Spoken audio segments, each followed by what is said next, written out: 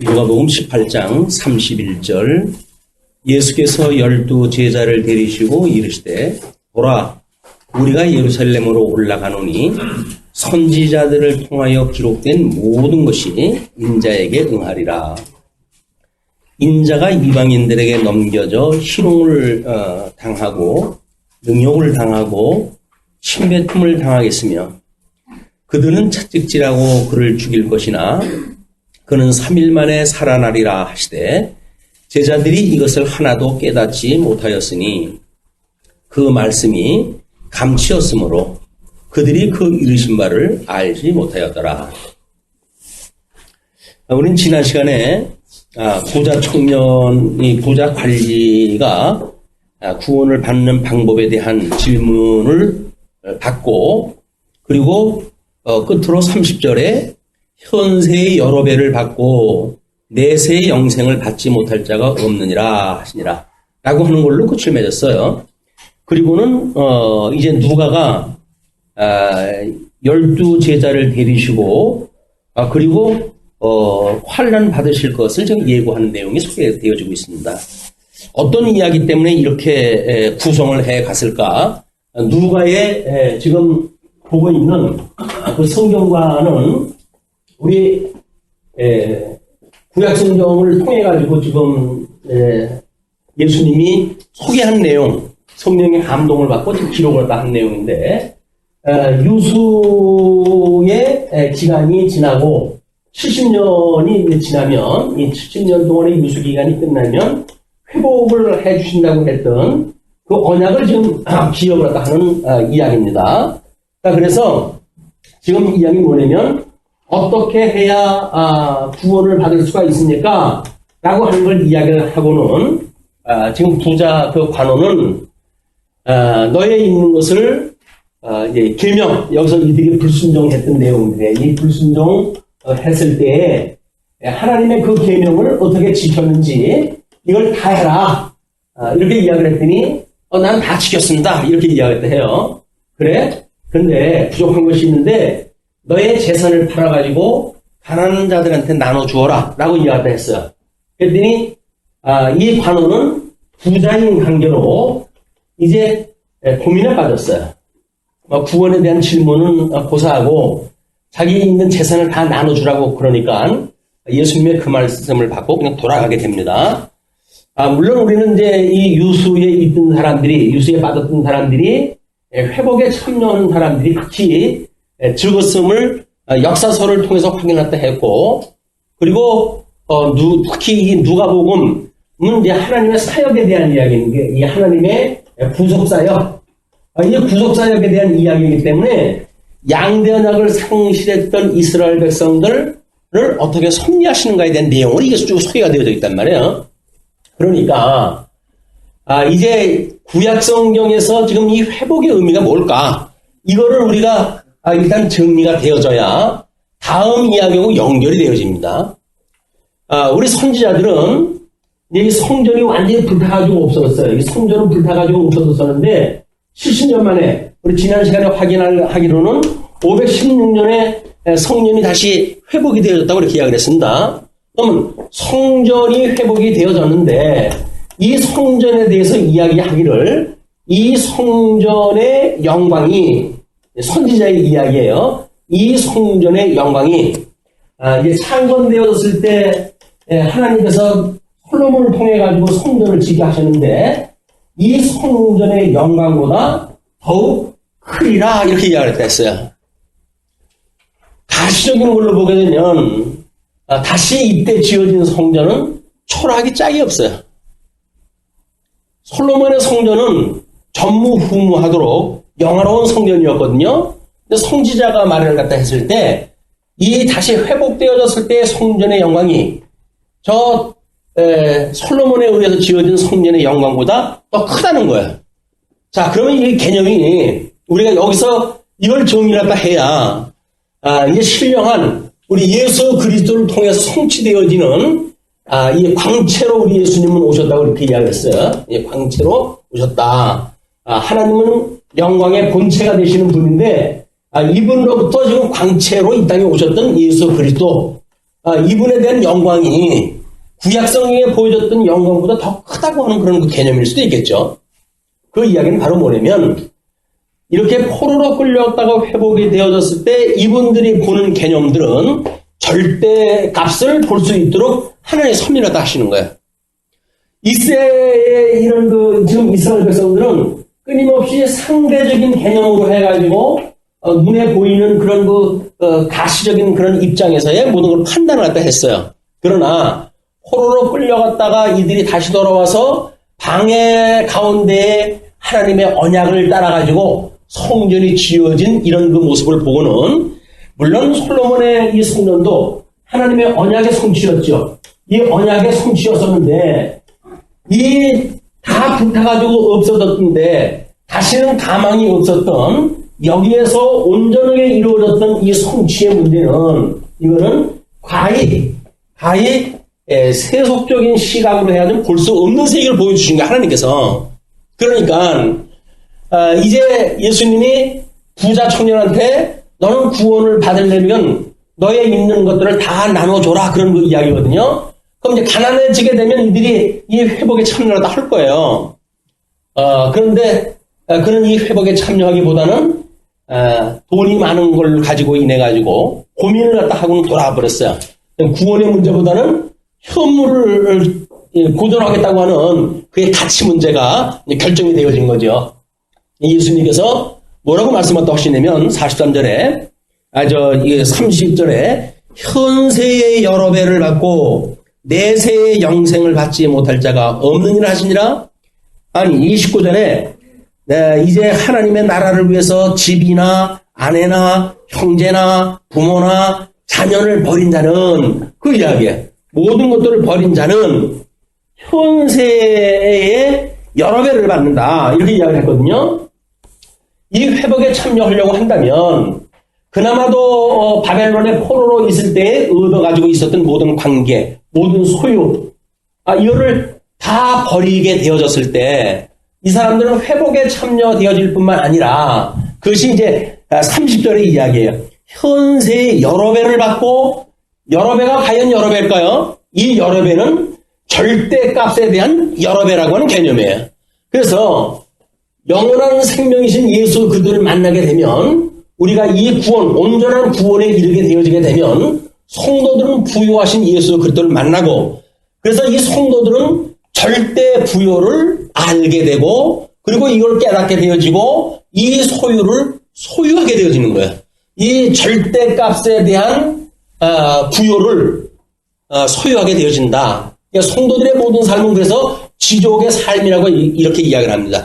족함을 아는 거예요.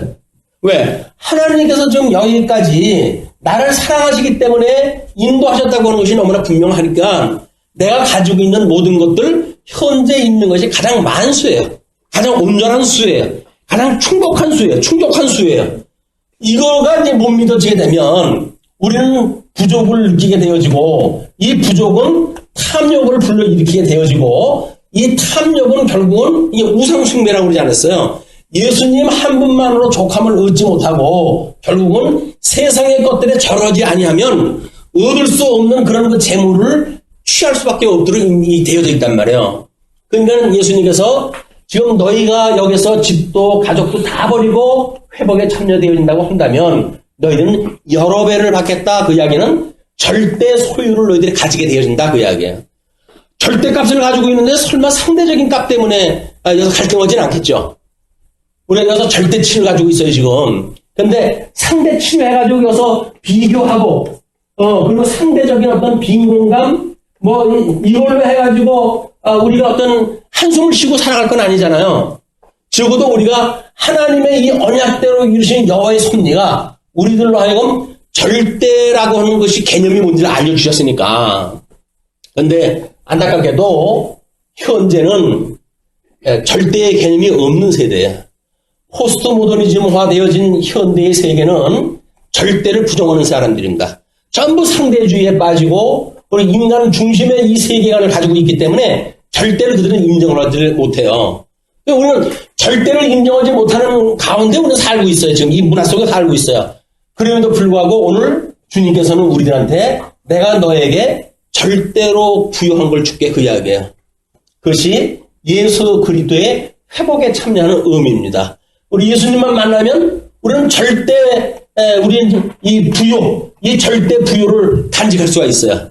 절대적으로 우리는 부요를 하다 하니까 우리는 그거에 대해서 족함을 깨닫고 많으냐 크냐 작으냐 크냐 많으냐 적으냐 강하냐 약하냐 이 귀하냐 천하냐 이런 거 가지고 족함을 반대를 할 수가 없는 이 부요를 우리한테 주신단 말이에요. 주님께서.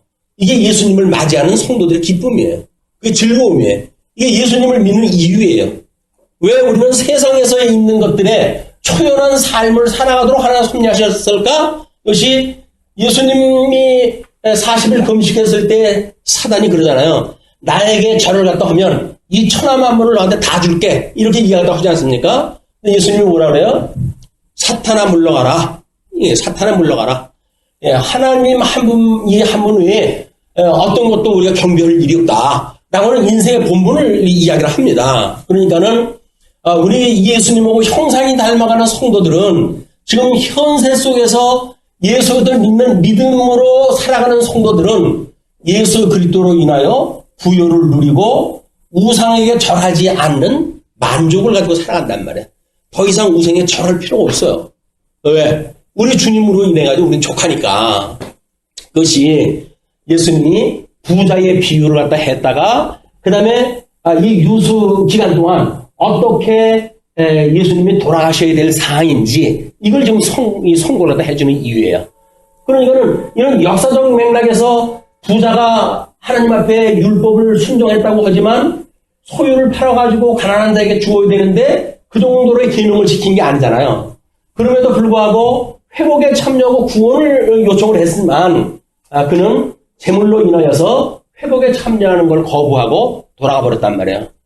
이런 부자의 예를 들어가지고 내가 이제 이 유수 십자가의 죽으로 예루살렘으로 가게 되어진다. 그 이야기입니다. 그럼 예수님이 가게 되어지게 되면 제자들한테는 내가 이제 이런 그 고난을 당했을 때 너희들이 얻게 되어질 하나님 나라가 어떤 것인지 이걸 이제 소개를 할 거예요. 그렇기 때문에 우리 이제 일단 그 35절서부터 이 43절까지 소경을 치유해서 찬양하게 하는 내용을 소개합니다. 여리고에 가까이에 가셨을 때 여리고라고 하는 그 이야기는 이스라엘 백성들이 가나안 땅을 이제 창건되어지기 전에 땅 성취를 하셨을 때, 땅 언약 성취를 하셨을 때 요단강을 건너가잖아요. 이 요단강을 건너가가지고 첫 성이 있는 데가 여리고예요. 여리고 첫 성을 무너뜨린 유명한 그 성도리가 있지 않습니까? 이런 하나님의 어마어마한 언약 성취의 그 영광을 겨우 지네 땅덩어리 없는 걸로 해가지고 남의 집에 가가지고 일곱바퀴를 돌면 하나님께 주신다나 어쩐다나 해가지고 정신없는 사람들이 새벽 기도 후면은 꼭 남의 건물을 가가지고 일곱바퀴를 도는 거예요. 그러면 하나님이 그 건물을 자기한테 준다고. 세상에 하나님의 그 나라가 인간들에게는 욕심 채워주는 게 하나님의 이 섭리가 아니잖아요. 근데 교회에서 그리고 또 이야기도 하니까 그래요? 하나님이 거저 주셔요? 그래서 새벽 끝나면은 줄레 가가지고 남의 집 도는 거예요, 그걸 소위 땅밟기라고 이야기를 합니다.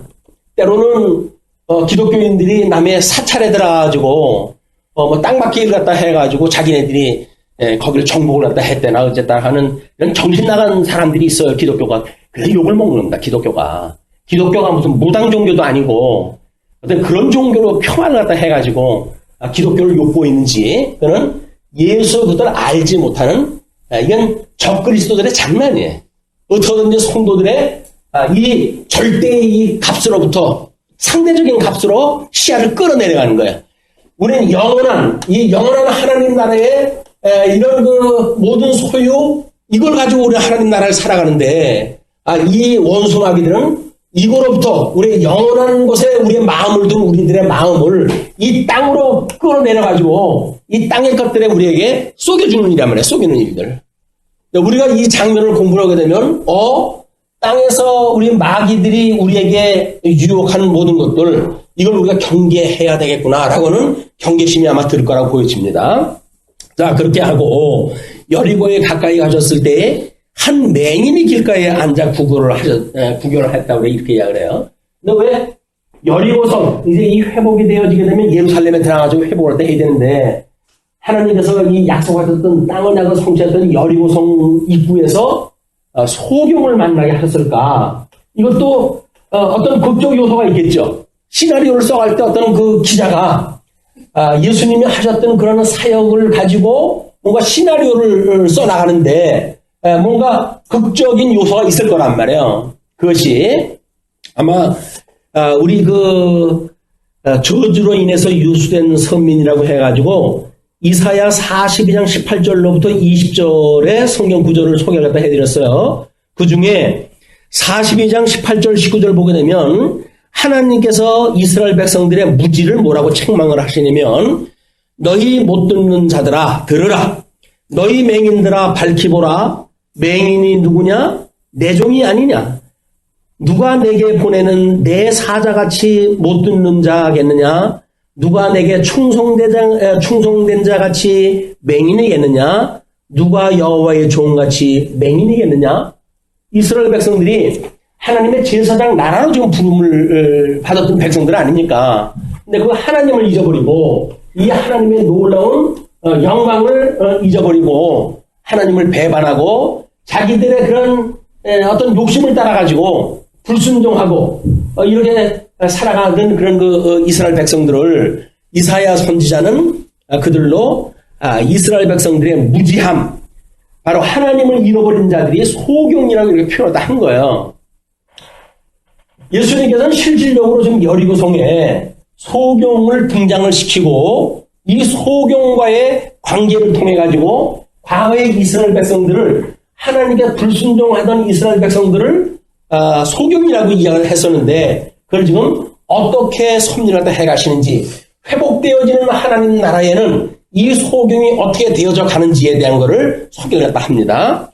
자, 뭐라고 그랬냐면, 무리가 지나감을 듣고 이 무슨 일이냐라고 이제 물어요. 이거 맹인이 구걸을 하고 있다가 무리가 지나감을 듣고 이 무슨 일이냐라고 물으니까 그들이 나사렛 예수께서 지나가신다라고 이야기합니다. 자, 예수님이 여리고성을 이제 지나가는데, 저 사람들이 누구요? 라고 이제 소경이 물어요. 소경의 질문이에요. 소경이, 지금 지나가는 게 무슨 까닭입니까? 라고 이야기를 했더니, 나사렛 예수가 지금, 지나가고 있다. 이렇게 이야기를 해요. 이거는 군중의 대답이에요. 그러니까 함께, 거지 나사로, 이 소경 옆에 있던 대답을 했다 된 군중의 답이에요. 나사렛 예수라고 하는데, 이 나사렛 예수라고는, 표현은, 예수님을 비하시키는 일이에요. 우리는 마태복음을 공부했을 때, 지금 헤롯이 죽고, 그래가지고 애굽에서 있던 예수님이 이제 예루살렘을 가려고 그랬더니, 여기 아칼레오라고 하는 그 군공왕이 이제 들어섰다. 라고 하는 이야기를 듣고는 그 사람이 무지무지하게 무서운 사람으로 소문이 나 있기 때문에 예루살렘으로 가지를 않느냐고 나사렛이라고 하는 동네로 가게 되어져요. 그런데 그 나사렛에 대하여 요한복음에 보게 되면 빌립이라고 하는 사람이 이제 자기 친구한테 가가지고, 야, 율법이 모세가 말을 갖다 하였고 선지자가 말을 갖다 했던 나사렛 예수가 지금 내가 봤다. 그렇게 이야기를 하니까 그 친구가 뭐라냐면, 나사렛에서 선한 것이 태어날 수 있겠느냐? 라고 이야기를 해요. 왜 그러냐면 나사렛이라고 하는 건 아주 조그만 동네고 다윗 임금처럼 뭔가 왕위에 이어받을 만한 인물이 날 곳이 아니라 아주 작은 동네이기 때문에 별 볼 일 없는 동네예요.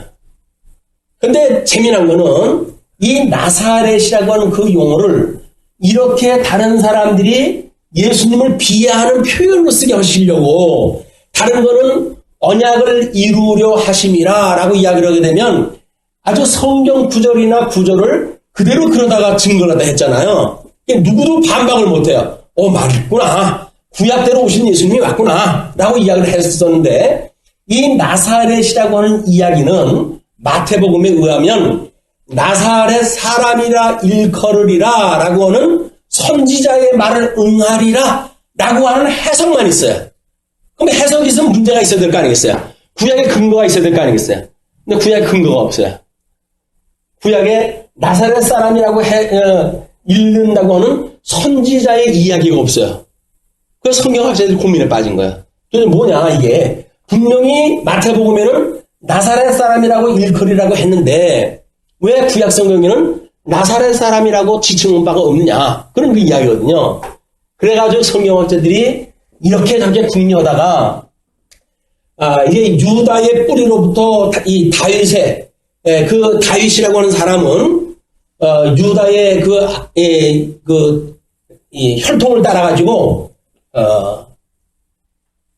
가지로부터 이게 나온다고 이야기가 되거든요. 그 가지라고 하는 원어가 나사렛이라고 하는 원어고 비슷해요.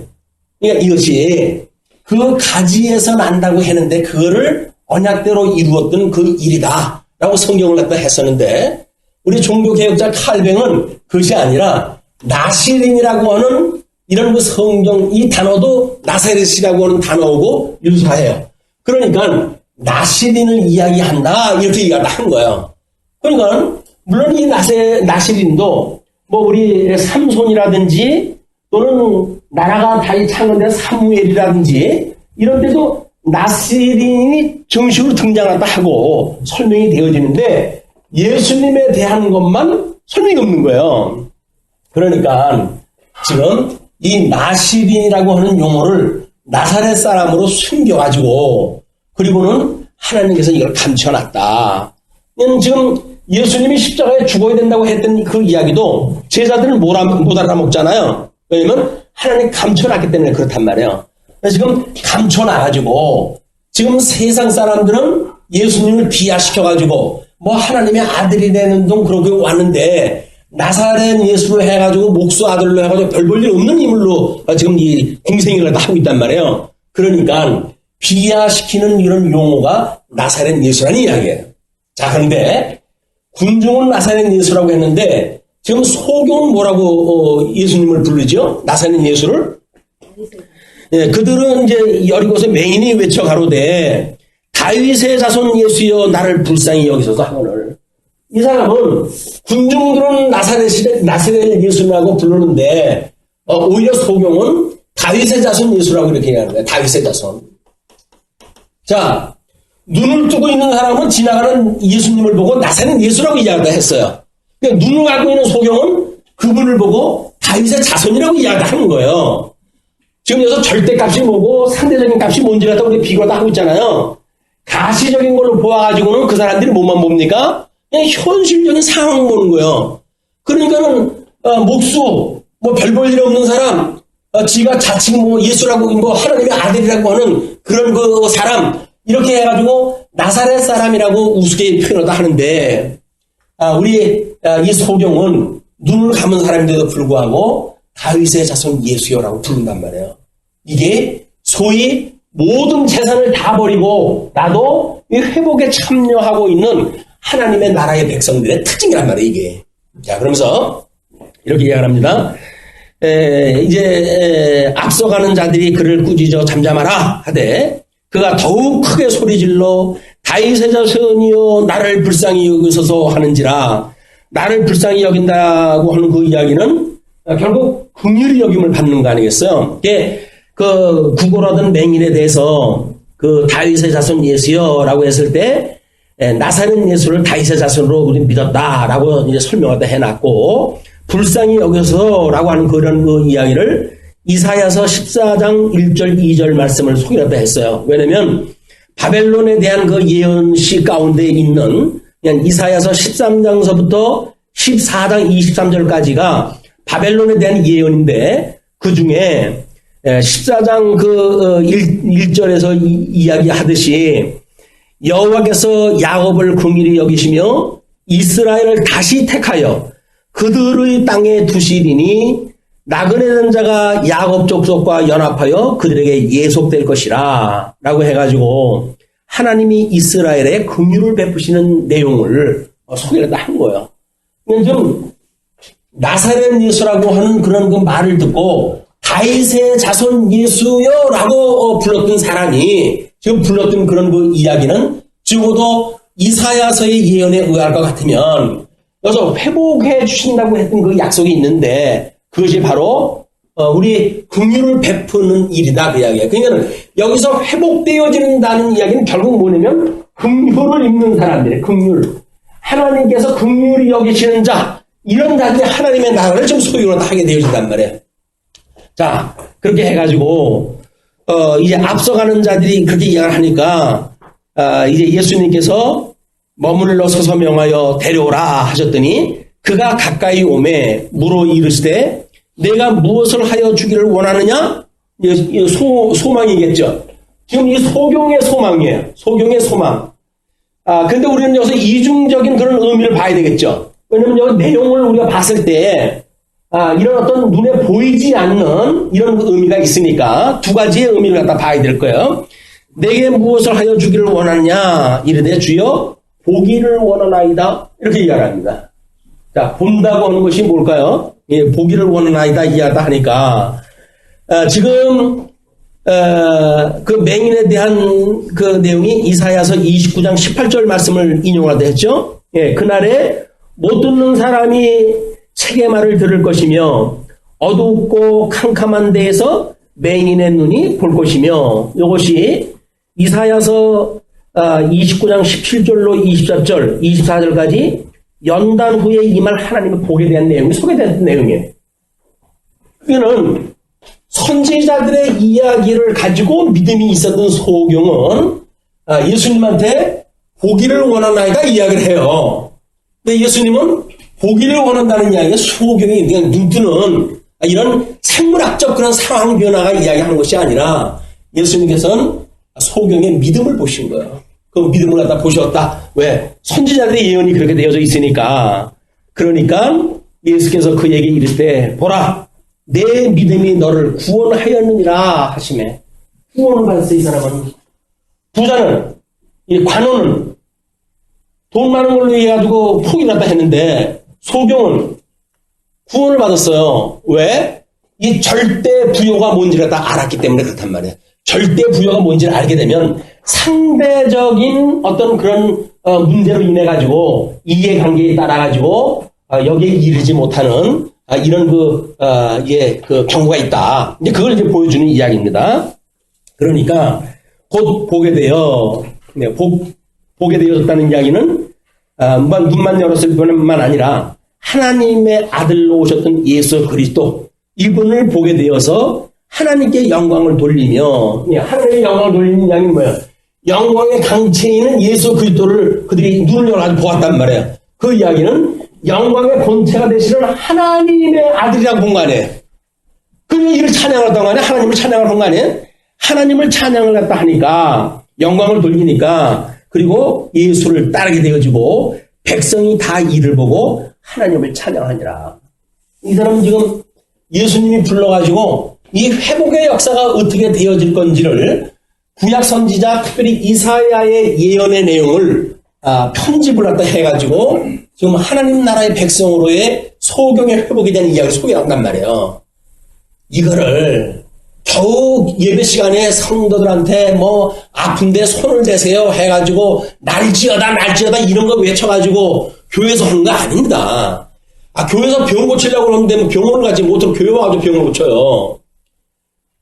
물론 성도가 아플 수는 있죠. 그때는 장로를 청하여 기도를 하다 하라고 그랬으니까 장로를 청하여 기도를 하다 하시게 되면 하나님의 뜻이면 그를 갖다 진전적으로 치료하다 해주시오. 그러나 요즘처럼 이상한 뭐 사람들을 체면을 걸어 씨를 튑다든지 이런 일을 갖다 하는 건 전부 사기꾼들이에요. 종교 사기꾼들.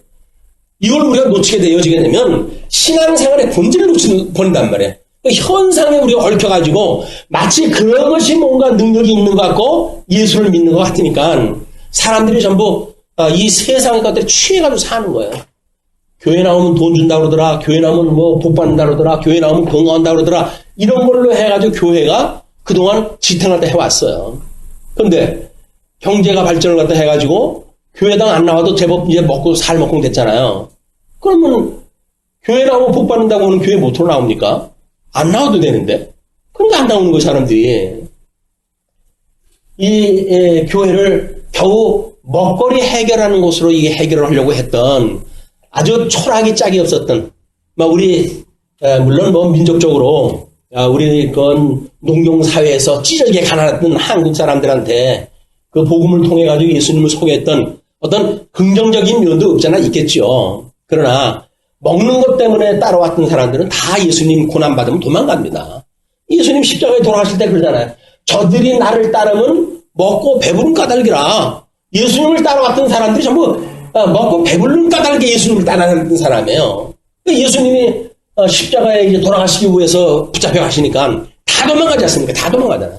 제자들까지 다 도망가요. 이게 구약성경에 언약되어졌던 내용이에요.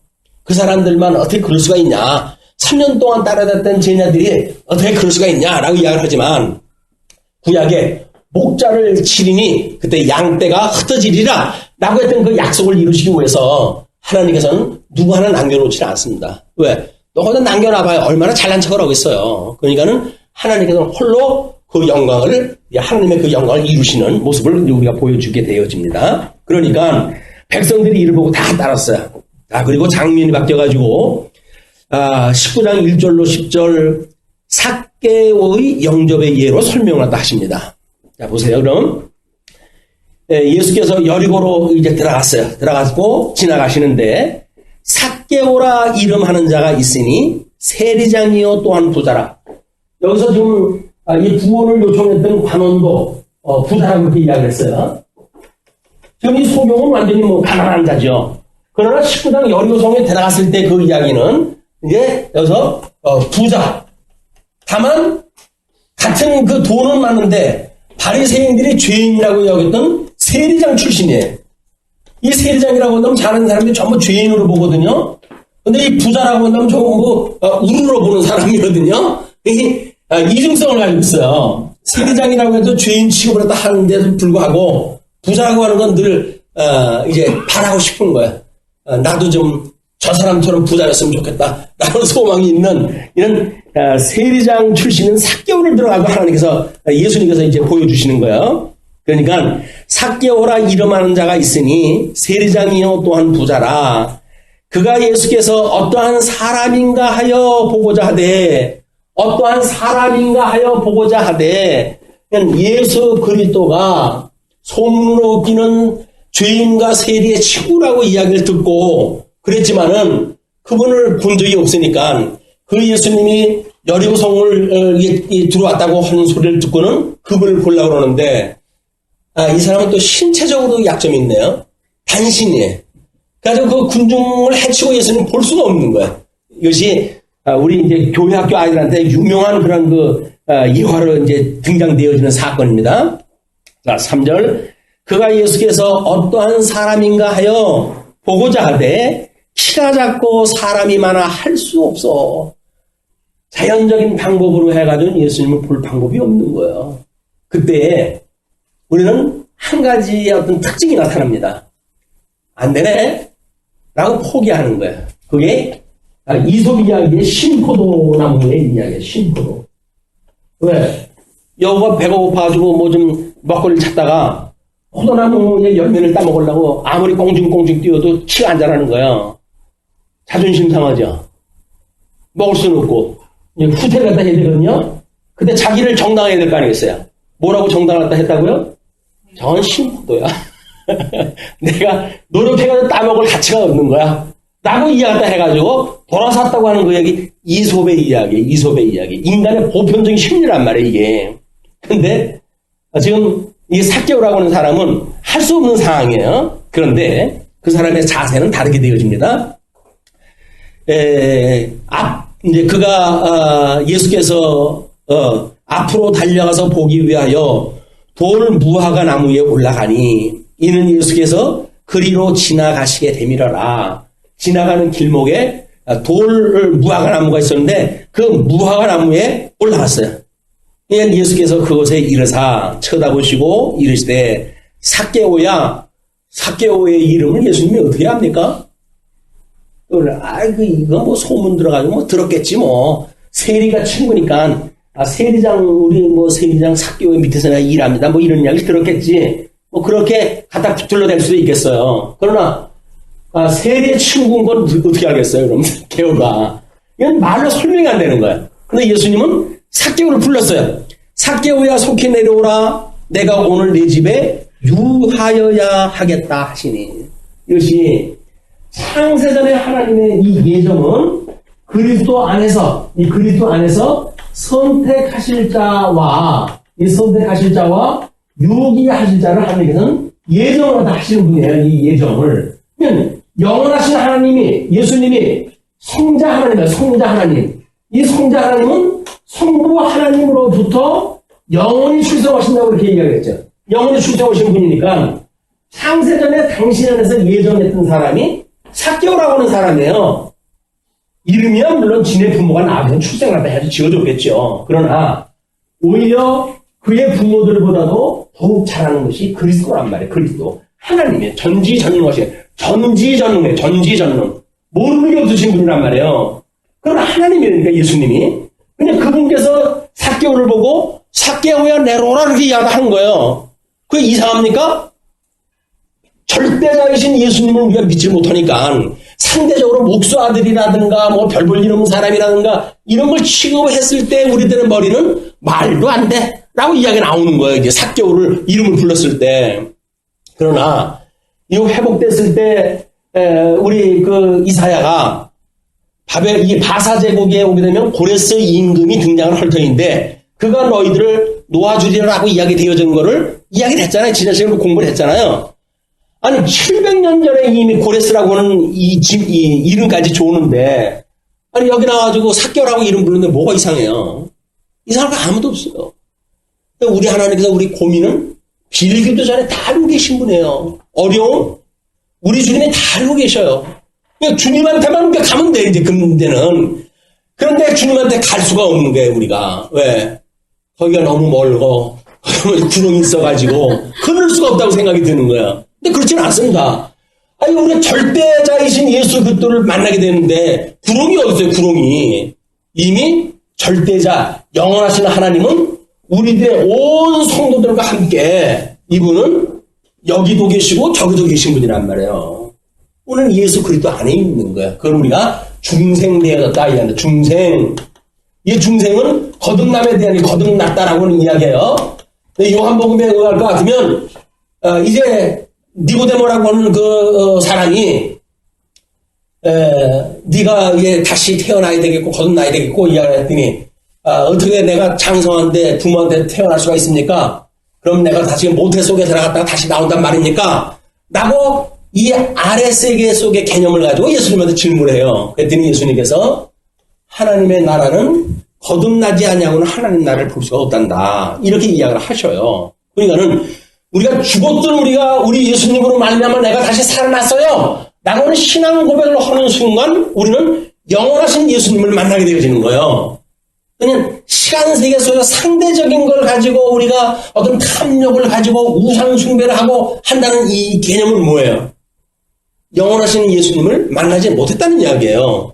아니면 만나긴 만났는데도 불구하고 그분에 대한 지식이 너무나 우리가 약하니까 겨우 세속적인 어떤 그런 그 예수님으로 이해하는 수준에 우리가 머물러져 있으니까 예수님을 우리가 만났다고 그러고 예수님으로 인하여 영생을 얻었다고 그러면서도 불구하고 우리가 이 영원하신 하나님 나라의 부요를 누리지 못하고 있는 거다.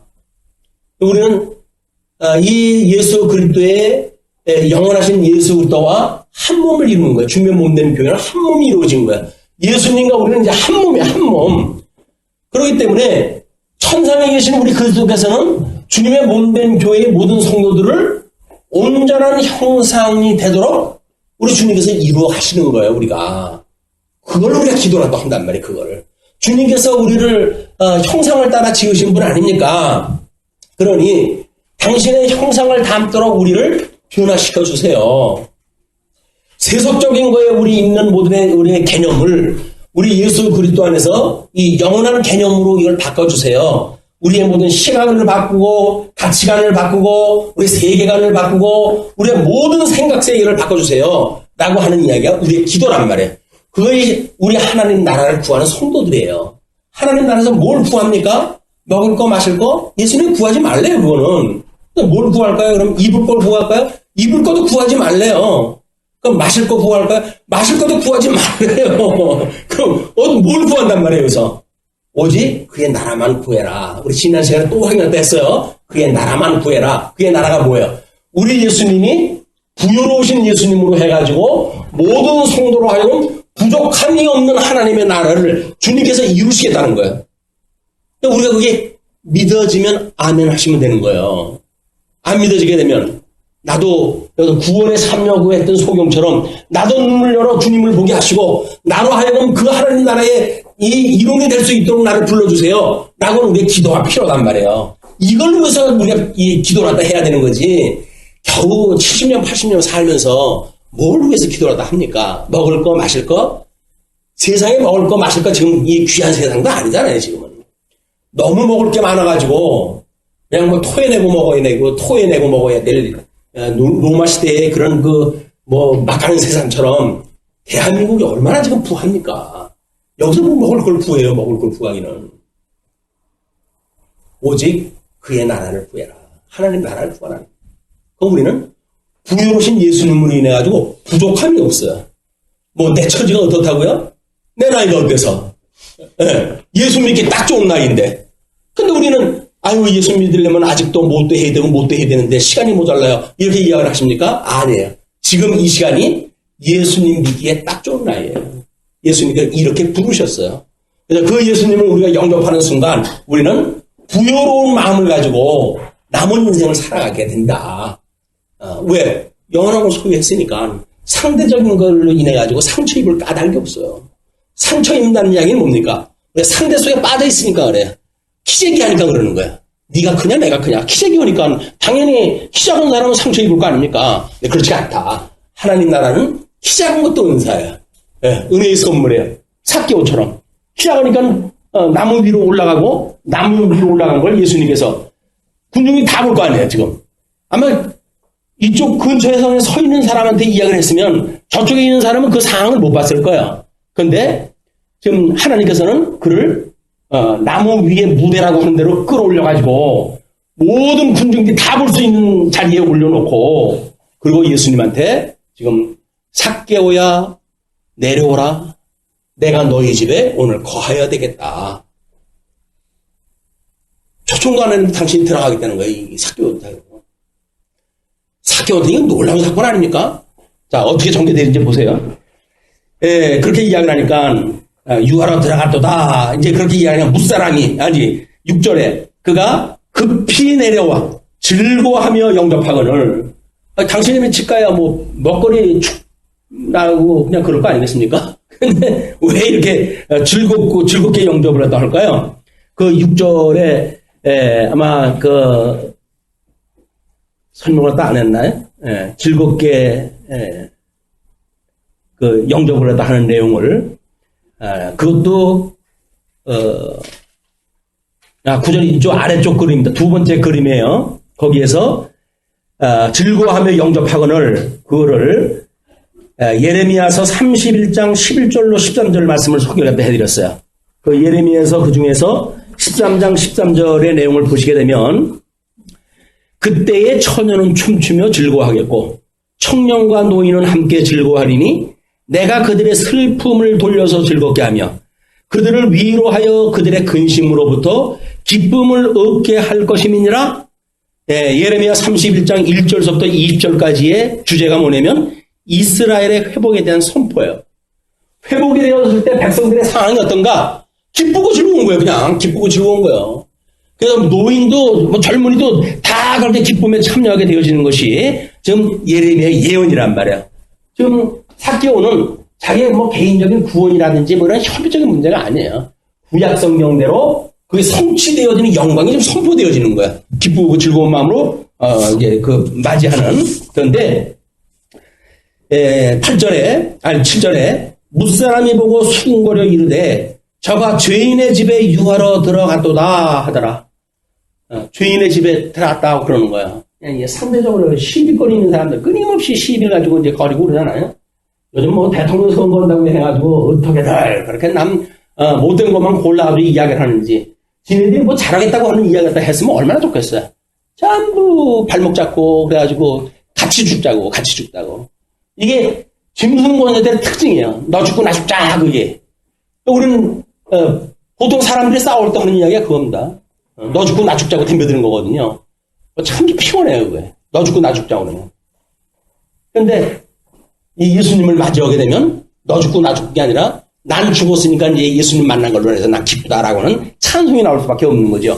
회복의 약속대로. 그러니까 삭개오가 서서 주께 여짜오되 주여 보시옵소서 내 소유의 절반을 가난한 자에게 주겠사오며. 아니, 부자 청년은 구원받으러 온다고 왔을 때 율법을 지켜라, 계명을 지켜라 그랬더니 다 지켰습니다. 그래? 부족한 것이 있는데 재물을 너 다 팔아가지고 가난한 이웃에게 줘라 라고 이야기를 했더니 뭐예요? 많은 거로 그냥 돌아갔어요. 근데 그들이 죄인이라고 비하했던 이 삭개오는 예수님한테 내 소유의 절반을 가난한 자들에게 주겠대요.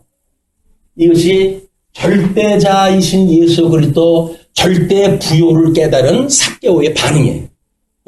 왜?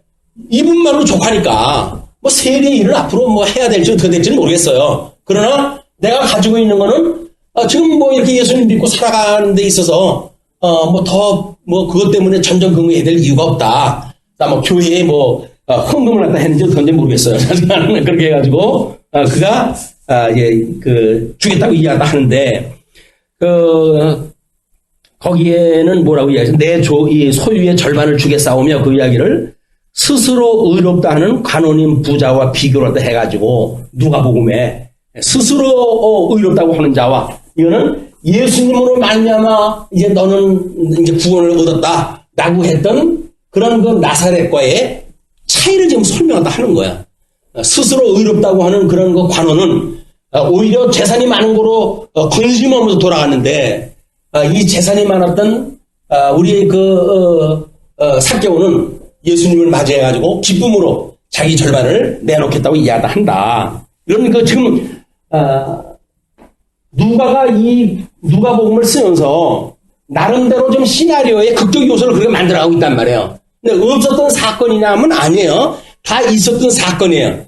다만 다른 그 복음서에서는 다른 의미로 그걸 설명들을 했죠. 그러나 누가라고 하는 기자는 나름대로의 그 예수님의 있었던 사건을 이 구속사역이라고 하는 걸 통해가지고 설명을 하기 위해서 이런 편집을 했다는 거예요. 자, 그러면서 이제 예수께서 이르시되 오늘 구원이 이 집에 이르렀으니 이 사람도 아브라함의 자손이미로다. 자, 우리는 앞에 그 소경이 회복되어진 그런 그 소경은 회복된 아브라함의 자손인 거예요. 마찬가지로 삭개오도 회복되어졌던 이 분은 바로 양대 언약을 받았던 아브라함, 열국의 아기가 되겠다고 했던 그 아브라함, 이스라엘 백성들의 열조인 아브라함, 그분의 자손이라고 하는 것이 지금 만천하에 확인이 되어지는 거예요. 우리 예수님을 믿음으로 해가지고 첫째 아담으로 인해가지고 죄의 종로로 살던 우리들이 예수님으로 말미암아 구원을 입었다 라고 선포되어진 현장이란 말이에요. 오늘 예수님으로 인해 구원받았다라고 하는 그것이. 그러니까 인자가 온 것은 잃어버린 자를 찾아 구원하려 함이니라. 그래서 소경의 사건, 여리고성 바깥에 입구에서 있었던 사건과 여리고성에서 있었던 사건을 통해 가지고 어떻게 우리 예수가 구약에 언약되어진 대로 구속사역을 통해 가지고 그리스도인 걸 증거하는지 그 내용을 지금 설명하다 해가고 있다. 그 다음에 11절서부터 27절까지 열무나 충성의 비유로 설명이 되어집니다. 자, 이것도 여러 번 예를 갖다 들었던 그 예화지만 여기서는 특별히 앞에 문장하고 연결되는 개념으로 이제 이걸 이해를 하셔야 돼요. 자, 그러면 11절 그들이 이 말씀을 듣고 있을 때에 비유를 더하여 말씀하시니 비유를 더한다는 이야기는 앞에 인자가 온 곳은 잃어버린 자를 구원하려 합니다 라고 하는 그 이야기를 보충하여 설명하신다는 이야기겠죠. 자, 그렇게 해서 이제 비유를 더하여 말씀하시니 이는 자기가 예루살렘에 가까이 오셨고 그들은 하나님의 나라가 당장에 나타날 줄로 생각함이더라. 이 군중들은 예수님이 지금 여리고성까지 왔어요. 그렇게 하니까 예수님이 예루살렘에 들어가게 되면 이 다윗의 자손, 우리 소경은 다윗의 자손이라고 이렇게 이야기했잖아요. 그러니까는 이 군중들도 그럼 저분이 다윗의 자손으로 오신단 말이야. 그러면 다윗처럼 왕의 모습으로 이 땅에 오시겠구나.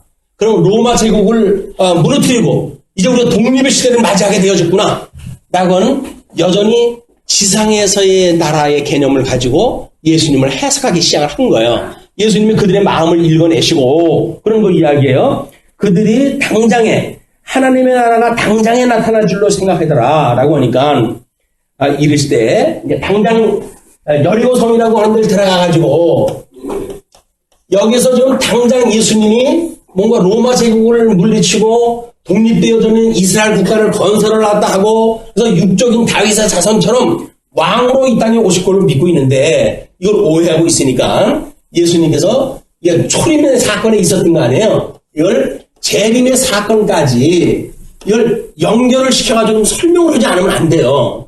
이들이 만약에 예루살렘 가가지고 예수님 십자가에 못 박아 돌아가는 걸 보게 되면 우리가 쏘았다 이럴 거 아닙니까? 예수님께서 이 초림의 사건에 있었던 상황이 이스라엘 백성들이 오해를 갖다 하는 이유로 해가지고 재림에 있을 이 일과 연결을 시켜 설명하는 것이 문화의 사건이에요. 이제 문화의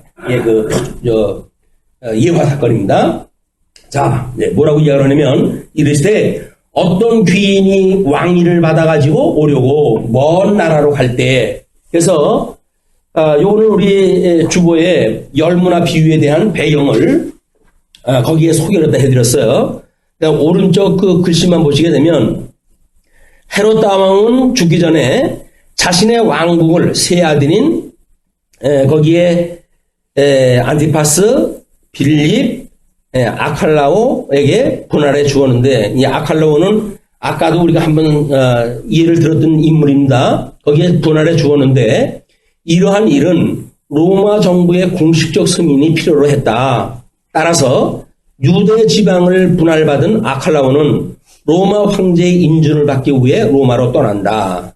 그런데 한편 유대인들은 아칼라오를 매우 혐오했던 터라 사절단을 구성하여 로마로 보내었으나 아칼라오의 왕위 취득을 저지하는 데에는 실패하고 말았다. 반대라도 하는 그 인사들을 보내가지고 그렇게 했는데 실패라도 했어요. 왕위 계승에 대한 사건이 예수 탄생 직후에 일어나는 것이기 때문에 예수 자신뿐만 아니라 누가도 잘 알고 있었을 것이 분명한 정치 야사왕, 그 다음에 만왕의 왕이신 예수 그리스도의 초림으로부터 재림까지 이루실 하나님 나라에 대하여 예화를 통해 교훈하신다. 이는 예수께서 잉태시 천사가 마리아에게 약속한 내용이기도 하다. 그런 그 이야기예요. 그런 그 마리아에게 천사가 약속했던 그걸 이루기 위해서 지금 아칼라오라고 하는 사람이 예를 들어가지고 지금 이제 그 설명하다 하는 겁니다. 그래서 그 백성이 그를 미워하여 사자를 뒤로 보내어 이르되 우리는 이 사람이 우리의 왕됨을 원하지 아니하나이다 하였더라. 방해 작전을 했단 말이에요. 근데 귀인이 왕위를 받아가지고 돌아와서 은화를 준 종들이 각각 어떻게 장사하였는지를 알고자 하여 그들을 부르니 그 첫째가 나와 이르되 주인이여 당신의 한 문화로 10문화를 남겼나이다. 주인이 이르되 착하였다. 착한 종이여 내가 지극히 작은 것에 충성하였으니 10고을 권세를 차지하라 하고 그 둘째가 와서 이르되 주인이여 당신의 한 문화로 5문화를 만들었나이다. 주인이 그에게도 이르되 너도 5고을을 차지하라 하고 또 한 사람이 와서 이르되 주인이여 보소서 당신의 한 문화가 여기 있나이다. 내가 수곤으로 쌓아 두었나이다. 이는 당신이 엄한 사람인 것을 내가 무서워함이라. 당신은 두지 않은 것을 취하고 심지 않은 것을 거두나이다. 주인이 이르되 악한 종아, 내가 내 말로 너를 심판하노니 너는 내가 두지 않은 것을 취하고 심지 않은 것을 거두는 엄한 사람인 줄로 알았느냐? 네 믿음대로 그런 믿음대로 되라 그런 이야기죠. 그러면 어찌하여 내 돈을 은행에 맡기지 아니하였느냐? 그리하였으면 내가 와서 그 이자와 함께 그 돈을 찾았으리라 하고 곁에 섰는 자들에게 이르되 그 한 문화를 빼앗아 10문화 있는 자에게 주라 하니 그들이 이르되 주여 그에게 이미 10문화가 있나이다. 주인이 이르되 내가 너희에게 말하노니 무릇 있는 자는 받겠고 없는 자는 그 있는 것도 빼앗기리라. 그리고 내가 왕됨을 원하지 아니하던 저 원수들을 이리로 끌어다가 내 앞에서 죽이라 하였느니라. 자, 예수님은 지금 하나님의 아들로 이 땅에 오신 거예요. 첫째 아담, 우리 아담에게 언약하셨던 양대 언약을 아담의 불순종으로 인해 가지고 이들이 죄악 가운데 있었지만은 때가 되면 하나님께서 예수님을 보내주셔가지고 이들을 다시 회복하는 역사를 다 보이신 거 아니에요. 이 회복의 역사가 초림으로부터 재림에 이르는 이 전체가 지금 예수님의 사역이란 말이에요.